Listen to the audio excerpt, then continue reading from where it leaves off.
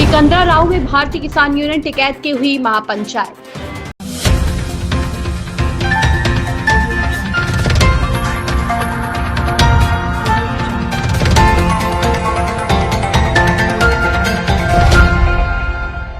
सिकंदराराव में भारतीय किसान यूनियन राकेश टिकैत की हुई महापंचायत में राकेश टिकैत ने गांव-गांव किसान यूनियन में जोड़ने को अपने साथियों से कहा। 72 घंटे के धरने का अधिकारियों के दफ्तर के सामने अपने साथियों को दी सलाह। जनपद हाथरस के सिकंदराराव के क्रीड़ा स्थल में भारतीय किसान यूनियन टिकैत की हुई महापंचायत। जनपद हाथरस से भारतीय किसान यूनियन टिकैत के पदाधिकारी व अन्य जनपदों के पदाधिकारी काफी संख्या में पहुंचे और भारतीय किसान यूनियन के राष्ट्रीय अध्यक्ष राकेश टिकैत मौके पर पहुंचे और किसानों के हित में बहुत कुछ कहा। सरकार पर निशाना साधते हुए किसान यूनियन के नेता राकेश टिकैत ने कहा कि सरकार हमारी जमीन पर कब्जा करना चाहती है और हमारे अधिकारों का हनन करना चाहती है। अगर हमारी बात को कोई अधिकारी नहीं सुनते तो उसके दफ्तर के सामने 72 घंटे का धरना शुरू कर दो।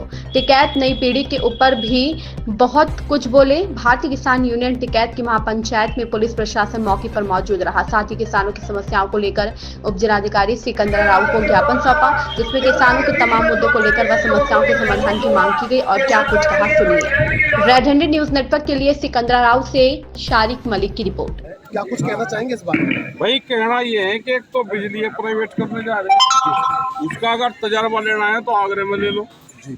एक जमीनों को बहुत स्पीड से जमीन बिक रही किसान की, व्यापारी जमीन ले रहा, बेनामा करवाता है एग्रीकल्चर में और फिर करता है उस पर दीवार।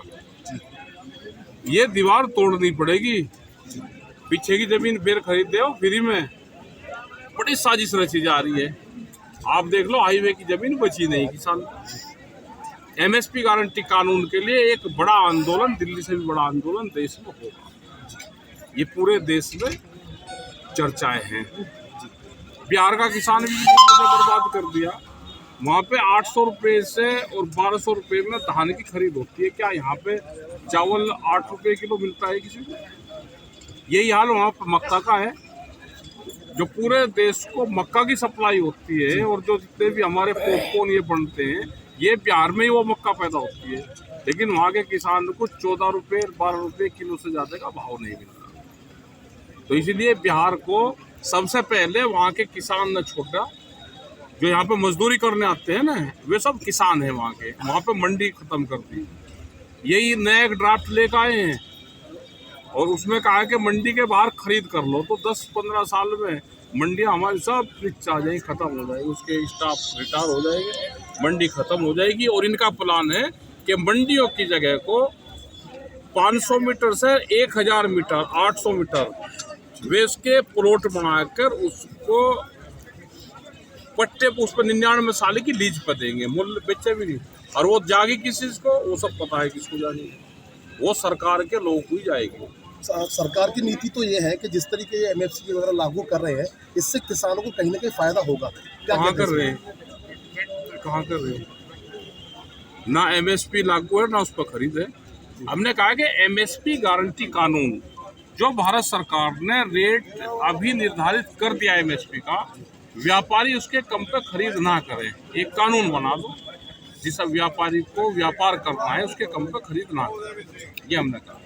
क्या संदेश देना चाहेंगे? संदेश ये है, जमीन ना बेचो भाई। आंदोलन के लिए एक पीढ़ी आंदोलन के लिए तैयार कर दो।